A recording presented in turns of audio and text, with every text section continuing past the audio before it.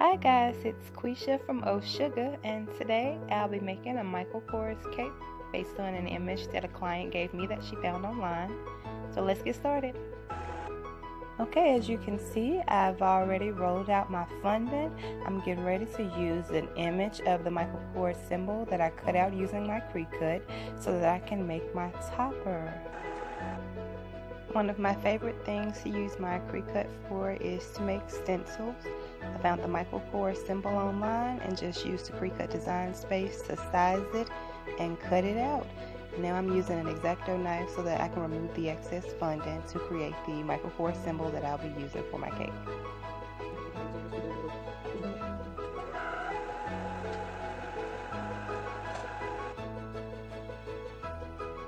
After removing all of the excess fondant, I then use the Cricut cutout to make sure that my fondant cutout is in line with it.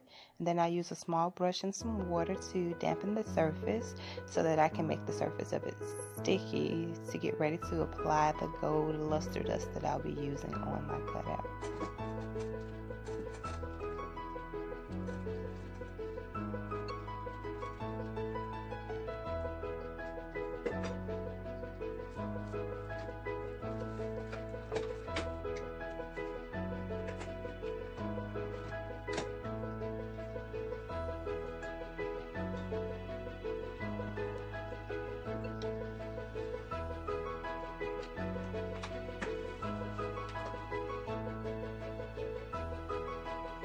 And there it is, all gold and sparkly and ready to set aside so that I can move on to the next step in my cake.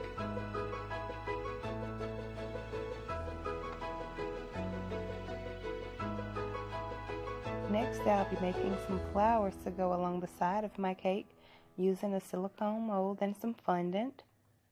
I'll also be using the same mold to make a few smaller flowers just by pressing a small piece of fondant in the very center of the mold.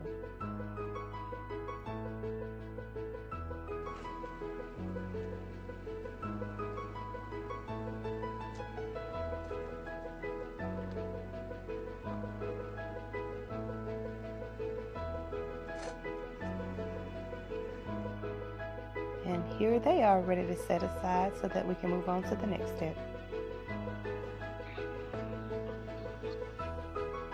So now while my decorations are firming, I'll begin frosting my cake. I have a vanilla 8-inch round and I'm frosting it with the vanilla buttercream. I'm using the upside down frosting method.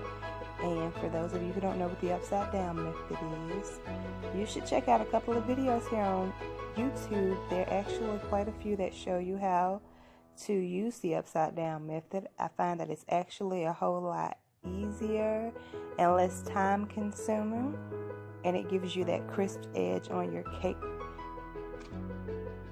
After crumb coating your cake, always remember to chill your cake before you apply your second layer of frosting. This helps prevent your crumbs from your cake from actually getting into your outer layer of frosting.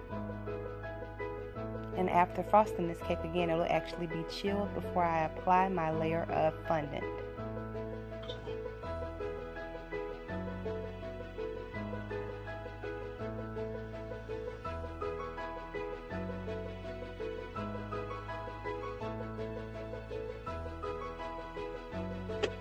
After getting my fondant rolled out to my desired thickness, I'm going to cover my cooled cake.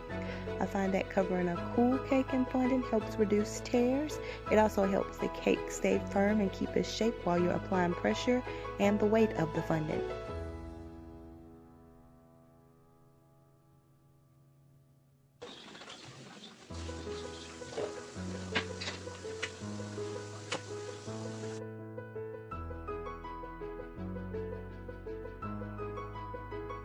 Now that I have my fondant as smooth as I would like it to be, I'll be using a diamond imprint mat to place a diamond pattern along the outside of my cake.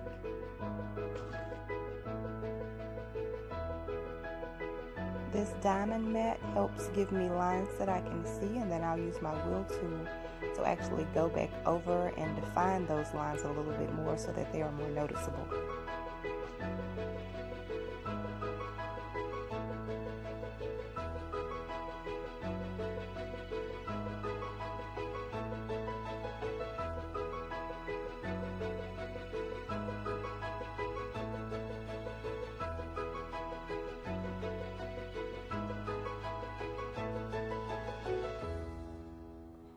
After completing my diamond pattern, I'll then go and dampen the bottom of my cake so that I can apply my diamond wrap and create a sparkly border.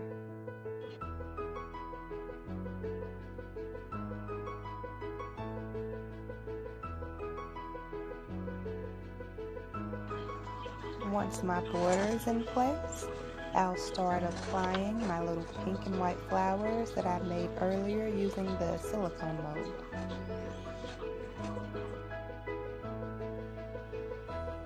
To adhere my flowers to my cake, I'm just using a little bit of the vanilla buttercream that I use to fill and frost my cake.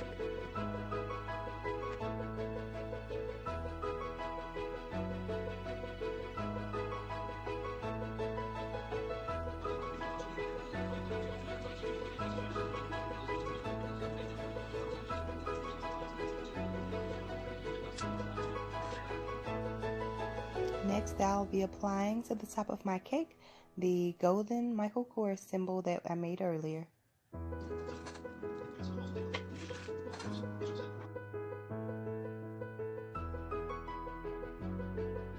And for the final step, I'll be applying some pearls to the side of my cake in the diamond pattern that I created.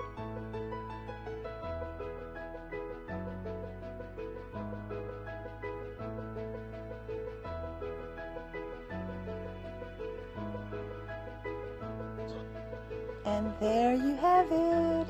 Thank you guys so much for watching. Catch us in some of our upcoming videos where we'll post some more of our cake creations, and also stay on the lookout for some how-to tutorials. Bye!